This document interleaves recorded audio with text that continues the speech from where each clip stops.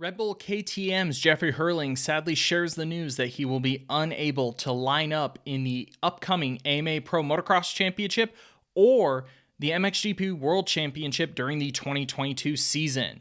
Monster Energy Star Yamaha Racing's Eli Tomac wraps up the Monster Energy Supercross Championship and then admits to a major knee injury.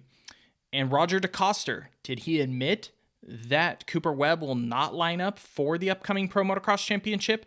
This is This Week in Moto, presented by Yoshimura. I'm your host, Michael Lindsay. First up, the news that we have been waiting for this week. We actually started recording today's episode, went to edit it, and this news came out, so it went from a maybe to a for sure.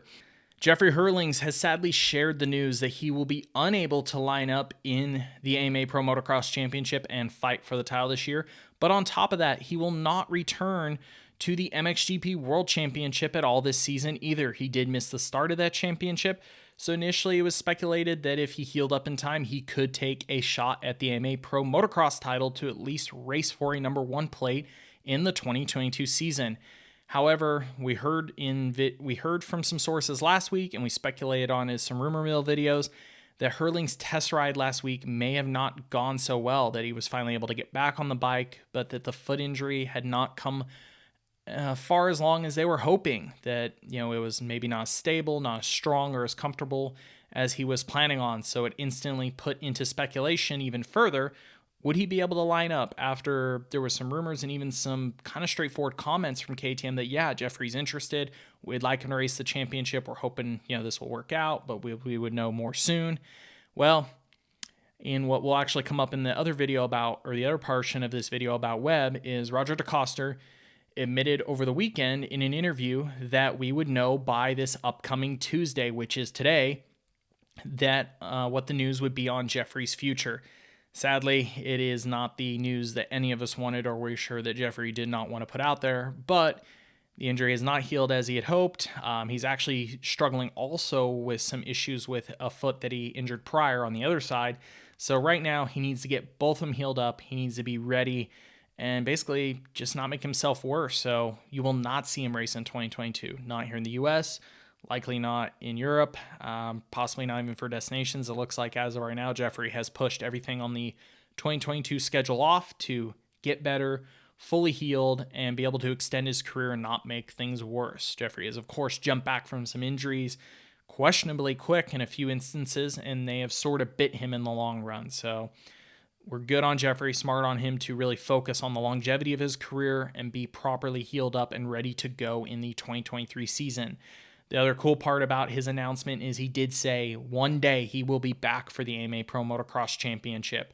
We don't know if it'll be next year, the year after, whenever, but at one point Jeffrey wants to come here and take a full shot at this championship and race for the title.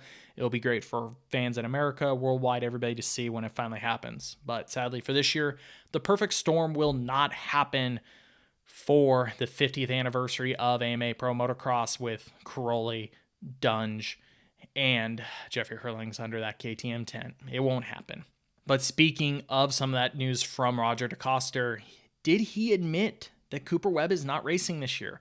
We have been speculating for well over a month now, based on rumor and gossip around the pits, that Webb would not line up for the 2022 AMA Pro Motocross Championship. Whether it's a secret injury or personal reasons, we believe it has more to do with his current standing with the current generation Red Bull KTM 450 SXF that he has struggled to figure out this season, that he just doesn't want to go through it, doesn't want to. It sounds like he's trying to figure out his future. His current KTM contract's coming to an end. There's speculation that he may sign a 1-year Supercross only extension to match his Red Bull KTM or his Red Bull personal contract, or maybe he might go elsewhere next year. But all we know for now is it's really leaning towards Coop won't race. And again, where we say there may have been some confirmation from Decoster, he was asked what the lineup was for the outdoor championship. He mentioned, of course, the news about Ryan Dungey and Antonio Caroli racing the first two rounds. He talked about Aaron Plessinger's comeback from injury and that he will line up for the outdoor championship. He talks about Marvin Musquin being on a Supercross only deal, so we won't see him outdoors. And he even speculated at the time about Jeffrey Herlings' situation, stating that we would know this week, which came true on the date he said it would.